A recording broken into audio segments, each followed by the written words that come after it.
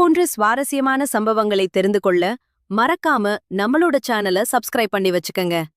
நான் கல்லூரி வாழ்க்கையில் கால் வைத்தவுடன் ஒரு பைத்தியக்கார இளைஞன் என்னை கடத்திவிட்டான். அவன் பார்க்க அழகாக இருந்தான், ஆனால் அவனுக்குள் ஒரு வெறி பொங்கியது. அவன் என் கைகளையும் கால்களையும் கட்டிவிட்டு, இன்று உன்னை என்னுடையவளாக்குவேன் என்று சொன்னான். நானும் பயந்து போனேன். அவன் என்னை நெருங்கிக் கொண்டே இருந்தான். பின்பு மெதுவாக அவன் கைகளை கீழே இறக்கினான். என்னால் எதுவும் செய்ய முடியவில்லை. நான் போராட ஆரம்பித்தேன். ஆனால் சில வினாடிகளில் அவன் என்னை பார்த்து கதற ஆரம்பித்தான். ஏனென்றால் அவன் என்னுடைய ஆடைகளை... என் பெயர் ரேவதி. நான் இளமை அடைந்தவுடன் என் மனதில் பல ஆசைகள் துள்ள ஆரம்பித்தன. நான் அதிகமான வித்தியாசமான உடைகளை அணிவேன். எந்த பையன் என்னை பார்த்தாலும் நான் சிரித்து மகிழ்வேன். என் தோழிகள், நீ இப்படி செய்யாதே, இல்லையென்றால் ஒரு நாள் நீ பெரிய பிரச்சனையில் மாட்டிக்கொள்வாய் என்று எச்சரித்தார்கள். ஆனால் நான் பையன்களுடன் வெளிப்படையாக பேச ஆரம்பித்தேன். சிரித்து மகிழ்வேன். தாத்தா பையன்கள் கூட நன்றாக பேச ஆரம்பித்தேன். இதெல்லாம் எனக்கு ரொம்ப பிடித்திருந்தது. ஒரு நாள் கல்லூரிக்குச் செல்ல தயாராகிக் கொண்டிருந்தேன். அன்று என் அப்பா வீட்டிலில்லை, வெளியூர் சென்றிருந்தார். அதனால் நான் ஒரு கேப் புக் செய்தேன். அந்த கேப் புக் செய்தவுடனேயே காரும் என்னுடைய வீட்டின் அருகில் வந்தது. பின்பு நானும் அந்த காரில் ஏறி அமர்ந்தேன். அன்று என் அம்மா கவலைப்பட்டு, மகளே, தனியாக எப்படி போவாய்? எனக்கு பயமாக இருக்கிறது என்று சொன்னார்கள். அம்மா, நான் இப்போது பெரியவளாகிவிட்டேன். நான் எல்லாவற்றையும் பார்த்துக் கொள்வேன். நீங்கள் கவலைப்படாதீர்கள் என்று சொன்னேன். ஆனால் உள்ளுக்குள் நான் மிகவும் மகிழ்ச்சியாகவும் தன்னம்பிக்கையுடனும் இருந்தேன். கேப்பில் ஏறியவுடன் என் பையை எடுத்துக்கொண்டு காரில் அமர்ந்தேன். டிரைவருடன் முன் சீட்டில் அமர்ந்தேன். எங்கள் கல்லூரி பெண்கள் கல்லூரி என்பதால் அங்கு பையன்கள் இல்லை. அதனால் ஒரு டிரைவரை பார்த்தவுடன் எனக்கு ஒரு மகிழ்ச்சி ஏற்பட்டது. அன்றும் நான் வித்தியாசமான உடையை அணிந்திருந்தேன். அதனால் சிறிது நேரத்தில் டிரைவர் என்னை உற்று பார்ப்பதை நான் கவனித்தேன். அதில் எனக்கு மகிழ்ச்சி ஏற்பட்டது. நான் அவனிடம், விரைவாக கல்லூரிக்கு அழைத்துச் செல்லுங்கள் என்று சொன்னேன். ஆனால் அவன் என்னை அடிக்கடி பார்த்து கொண்டே இருந்தான். இப்போது எனக்கு விபத்து ஏற்பட்டுவிடுமோ என்ற பயம் ஏற்பட்டது. நான் புத்தகத்தை எடுத்து படிப்பது போல் நடித்தேன். திடீரென்று இவ்வளவு நேரமாகியும் கல்லூரி வரவில்லையே என்று தோன்றியது. வெளியே பார்த்தபோது அது வேறு பாதையாக இருந்தது. நானும் கேட்டேன், என்னை எங்கே அழைத்துச் செல்கிறீர்கள் என்று. அவனும், மேடம், முன்பக்கம் வழியில் டிராஃபிக் ஜாம் இருந்தது. இப்போது 10 நிமிடத்தில் கல்லூரி வந்துவிடும். நீங்கள் கவலைப்படாதீர்கள் என்று சொன்னான். நான் மீண்டும் புத்தகத்தில் கவனம் செலுத்தினேன். 10 நிமிடங்களுக்குப் பிறகு டிரைவர் காரை நிறுத்தினான். நான் கல்லூரி வந்துவிட்டது என்று நினைத்து இறங்கினேன். ஆனால் அது ஒரு பயங்கரமான, பயமுறுத்தும் இடமாக இருந்தது. டிரைவர் அங்கிருந்து செல்ல ஆரம்பித்தான். நான் அவனை தடுத்து, என்னை எங்கே அழைத்து வந்திருக்கிறாய்? இது என் கல்லூரி இல்லை என்று கோபத்தில் கத்தினேன். ஆனால் அவன் ஒன்றும் பேசாமல் காரை எடுத்துக்கொண்டு சென்றுவிட்டான். நான் அந்த இடத்தில் தனியாக நின்றேன். எனக்கு பயமும் தொற்றிக்கொண்டது. திடீரென்று ஒரு கார் வருவதை பார்த்தேன். நான் கையை காட்டி காரை நிறுத்தினேன். அந்த காரை ஓட்டியவன் இறங்கி வந்து, இந்த பயமுறுத்தும் இடத்தில் நீ என்ன செய்கிறாய் என்று கேட்டான். நான் எல்லாவற்றையும் விளக்கினேன். அவனுக்கும் அதிர்ச்சியாக இருந்தது. நான் என் கல்லூரி அடையாள அட்டையை காட்டி, என்னை கல்லூரிக்கு அழைத்துச் செல்லுங்கள் என்று கேட்டேன். அவன், மேடம், மேடம், காரில் ஏறுங்கள் என்று சொன்னான். நானும் அவன் காரில் ஏறி அமர்ந்தேன். காரை ஓட்டிக்கொண்டே அவன் என்னை பார்த்து, நீ மிகவும் அழகாக இருக்கிறாய். இப்படி ஒரு பயமுறுத்தும் இடத்தில் இருப்பது பாதுகாப்பு இல்லை. இங்கு பெண்கள் கடத்தப்படலாம் என்று சொன்னான். கடத்தல் என்ற வார்த்தையை கேட்டவுடன் எனக்கு பயம் அதிகமாகியது. ஆனால் திடீரென்று அவன், நான் உனக்கு வாழ்க்கையின் சந்தோஷத்தை காட்ட விரும்புகிறேன் என்று சொன்னான்.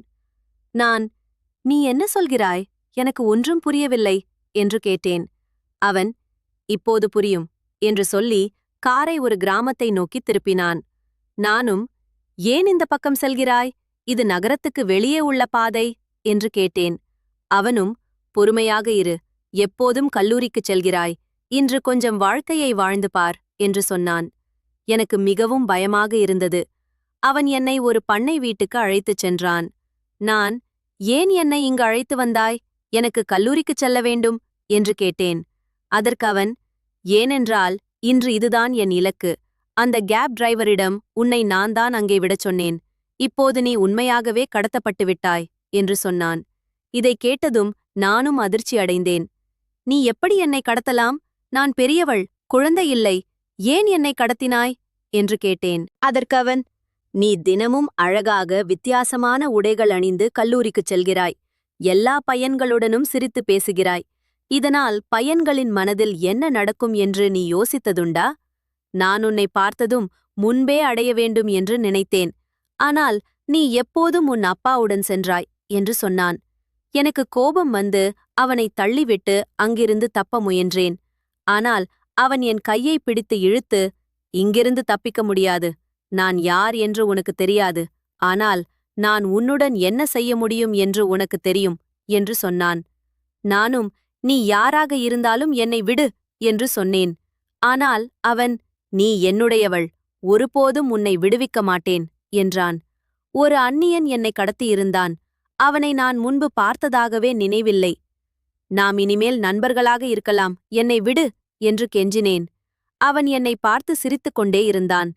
நான் செய்ய வந்ததை செய்யாமல் உன்னை எப்படி விடுவேன் என்று சொன்னான். என்னை கோபப்படுத்தாதே, உனக்கு நான் புரிய வைப்பேன் என்று சொல்லி அவன் மீது கோபத்தில் பாய்ந்தேன்.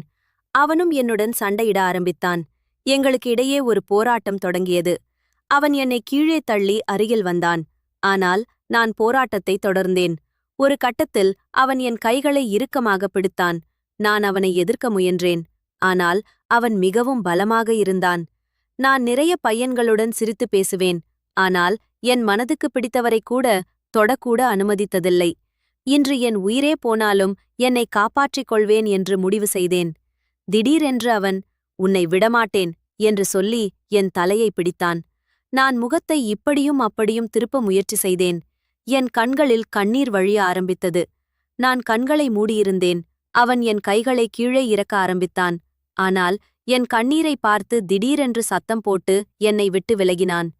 நான் கண்களை திறந்தபோது என் கண்கள் சிவந்திருந்தன. அவன் என்னை விட்டு விலகி நின்றான். ஆனால் நான் அவன் கையை பிடித்தேன். அவன் ஆச்சரியத்துடன் என்னை பார்த்தான். நான் எழுந்து நின்று, நீ யார்? என்னை ஏன் கடத்தி வந்தாய்? இப்போது ஏன் என்னை எதுவும் செய்யாமல் விட்டுவிட்டாய் என்று கேட்டேன். அவன், நீ சிறிது அமர்ந்திரு, நான் டீ வாங்கி வருகிறேன் என்று சொல்லி டீயும் ஸ்நாக்ஸும் கொண்டு வந்தான். நான் இன்னும் அவர் யார் என்று தெரியாமலிருந்தேன். ஆனால் நான் அவனை நம்ப ஆரம்பித்தேன். திடீரென்று அவன், ரேவதி, நான் உன்னை வெறுக்கிறேன். உன் வாழ்க்கையை நான் அழிக்க நினைத்தேன். ஆனால் உன்னுடன் என்னால் எதுவும் செய்ய முடியவில்லை. எனக்கு என்ன ஆனது என்று தெரியவில்லை என்று சொன்னான். நானும், நீ ஏன் என்னை வீட்டுக்கு அனுப்பக்கூடாது என்று கேட்டேன். அவனும் கொஞ்ச நேரம் அங்கும் இங்குமாக சுற்றி எதையோ யோசித்துக் கொண்டிருந்தான். வீட்டுக்குச் செல்வது என்ற கனவை மறந்துவிடு, நீ இனி என்னுடனே இருப்பாய் என்று சொன்னான். எனக்கு பயம் தொற்றிக் கொண்டது. நானும், உன் பெயர் என்ன என்று கேட்டேன். சுந்தர் என்று பதிலளித்தான். அவன் பெயரைக் கேட்டவுடன் என் மனதில் எதுவும் தோன்றவில்லை. நீ ஏன் என்னை வெறுக்கிறாய்? எனக்கு யாருடனும் பகையில்லை என்று கேட்டேன். அதற்கவன், என் கண்ணுக்குக் கண்ணான என்ற கோபத்துடன் சொல்லி நிறுத்தினான். பிறகு இரவு ஆகிவிட்டது. என் வீட்டில் எல்லோரும் கவலைப்பட்டுக் கொண்டிருப்பார்கள் என்று நினைத்தேன். என்னை விடு, என் அம்மா அழுது கொண்டிருப்பார்கள், என் அண்ணா என்னை தேடிக் கொண்டிருப்பான் என்று கெஞ்சினேன். ஆனால் அவன், உன் குடும்பத்தினர் மற்றவர்களைப் பற்றி கவலைப்படுவார்களா? நான் உன்னிடம் ஒரு உண்மையை மறைக்கிறேன் என்று கோபத்துடன் சொன்னான். நானும், என் குடும்பத்துடன் உனக்கு என்ன பகை? எல்லாவற்றையும் சொல் என்று கேட்டேன். அவன், உன் உடம்பிலும் அந்த அழுக்கு இரத்தந்தான் ஓடுகிறது. என்னை கோபப்படுத்தாதே, உன் மரியாதையை மண்ணாக்கி விடுவேன் என்று சொல்லி கோபத்துடன் வெளியேறினான். அவன் அறையை பூட்டிவிட்டான். நான் அழ ஆரம்பித்தேன். அறையில் ஏதாவது தடயம் கிடைக்குமா என்று தேடினேன். ஒரு புகைப்படம் கிடைத்தது. அதில் அவன் ஒரு பெண்ணுடன் இருந்தான். அவள் அவனுடைய காதலி என்று நினைத்தேன். இவனுக்கு இவ்வளவு அழகான காதலி இருக்கும்போது ஏன் என்னை கடத்தினான் என்று யோசித்தேன். அவன் மீண்டும் உள்ளே வந்தபோது, உன் காதலி இவ்வளவு அழகாக இருக்கிறாள். ஆனால் நீ ஏன் என்னை கடத்தினாய்? அவளுக்கு தெரிந்தால் மிகவும் கஷ்டப்படுவாள். நான் இதையெல்லாம் யாரிடமும் சொல்ல மாட்டேன், என்னை விட்டுவிடு என்று சொன்னேன். அவன் அந்த புகைப்படத்தை பார்த்து கண்ணீர் வடித்தான். இது என் தங்கை என்று சொன்னான். நான் அதிர்ச்சியடைந்தேன். இப்போது என் தங்கை இறந்துவிட்டாள். அதற்கு நீதான் காரணம் என்று சொன்னான். நான், உன் தங்கையை பார்த்ததே இல்லை. என்மேல் இப்படி குற்றம் சாட்டாதே என்றேன். அவன், என் தங்கை உன் அண்ணனின் காதலி. உன் அண்ணன் அவளை பயன்படுத்தி அவள் கர்ப்பமானதும் கைவிட்டு விட்டான். என் தங்கை அந்த சோகம் தாங்க முடியாமல் தற்கொலை செய்து கொண்டாள் என்று சொன்னான். உன் தங்கையின் பெயர் நிர்மலாவா? என் அண்ணன் ஒரு நிர்மலா என்ற பெண்ணை பற்றி பேசியிருந்தான். ஆனால் இதை இப்போதுதான் அறிகிறேன் என்று சொன்னேன். பின்பு அவன், நான் உன்னை பயன்படுத்தி உன் அண்ணனுக்கு துன்பம் தர விரும்பினேன் என்று சொன்னான். நான் கோபத்துடன், நீ என்ன வேண்டுமானாலும் செய், ஆனால் நான் கர்ப்பமானால் தற்கொலை செய்ய மாட்டேன், உன் குழந்தையை பெற்றெடுப்பேன் என்று சொல்லி அறைக்குள் சென்றேன். அவன் என்னை தொடர்ந்து வந்து, என்னால் இந்த இழிவான காரியத்தை செய்ய முடியாது என்றான். மேலும் இரவு முழுக்க என் மீது அக்கறையான பேச்சுக்களை பேசத் தொடங்கினான். உன்னுடைய இந்த ஆடை விஷயங்களில் இன்னும் கொஞ்சம் கவனம் செலுத்து. மேலும் பசங்களோட பேசுவதையும் சிரிப்பதையும் குறைத்துக்கொள். கெட்ட பசங்களோடையே பேசுவதையே தவிர்த்துக்கொள். நிறைய ஆண்கள் உன்னை பார்த்து பலவிதமாக பேசிக் கொண்டிருக்கிறார்கள். இது உனக்கு நல்லதில்லை. உன் வாழ்க்கையையே அழித்துவிடும் என்று கூறினான். ஒரு ஆண் என்னிடம் இப்படி சொன்னதும் எனக்கு அவன் மேல் மதிப்பு வந்தது. காலையில் நான் முற்றிலும் உடைந்து போயிருந்தேன். அவன், இப்போது உன் வீட்டிற்கு அழைத்துச் செல்கிறேன். ஆனால் அனைவரிடமும் நேற்று இரவு நான் உன்னை பயன்படுத்திக் கொண்டேன் என்று சொல்ல வேண்டும் என்று மிரட்டினான். நான், என்னை மிரட்டாதே என்று சொல்லித் தயாராகி அவனுடன் காரில் சென்றேன். வீட்டுக்கருகில் காரை நிறுத்தி, இப்போது நீ போகலாம் என்று சொன்னான். ஆனால் திடீரென்று, நானும் உன் வீட்டுக்குள் வருகிறேன் என்றான். என் வீட்டில் எல்லோரும் கவலைப்பட்டுக் கொண்டிருந்தார்கள். என் அண்ணா என்னை திட்டினான். அப்போது சுந்தர், அவள் என்னுடன்தான் இரவு முழுவதும் இருந்தாள். என் அண்ணனை பார்த்து, நீ என் தங்கையின் வாழ்க்கையை அழித்தாய். இப்போது நான் உன் தங்கையை பழிவாங்கினேன் என்று சொன்னான். என் அம்மா என்னிடம், இவன் உன்னுடன் என்ன செய்தான் என்று கேட்டார்.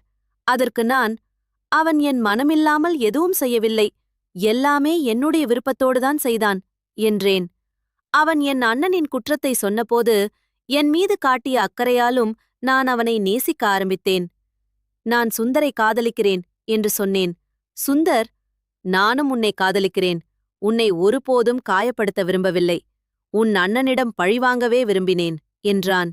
இப்போது கண்ணுக்குக் கண்ணான். உன் தங்கையை என் அண்ணன் பறித்தான். இப்போது நீ அவன் தங்கையை திருமணம் செய் என்று சுந்தரிடம் சொன்னேன். என் அண்ணா, நீங்கள் ஒருபோதும் ஒன்று சேர முடியாது என்று கோபமாகச் சொன்னான். ஆனால் சுந்தர், நாங்கள் ஏற்கனவே ஒன்று சேர்ந்துவிட்டோம், திருமணம் மட்டுமே பாக்கி என்று பொய் சொல்லி என்னை அழைத்துக் கொண்டு வீட்டை விட்டு வெளியேறினான். எங்கள் குடும்பத்தினர் பார்த்து கொண்டே இருந்தார்கள். ஆனால் எங்களுக்குள் எல்லாம் முடிந்துவிட்டது என்று நம்பியதால் அவர்களால் எதுவும் செய்ய முடியவில்லை. நாங்கள் இருவரும் நல்ல நாளில் பார்த்து திருமணம் செய்து தற்போது சொந்தமாக பிசினஸ் செய்ய ஆரம்பித்திருக்கிறோம். இப்போது நாங்கள் ஒற்றுமையுடன் சந்தோஷமாக வாழ ஆரம்பித்திருக்கிறோம். இதை பற்றி உங்களுடைய கருத்துக்களை கீழே இருக்கிற கமெண்ட் செக்ஷன்ல கண்டிப்பாக சொல்லுங்கள்.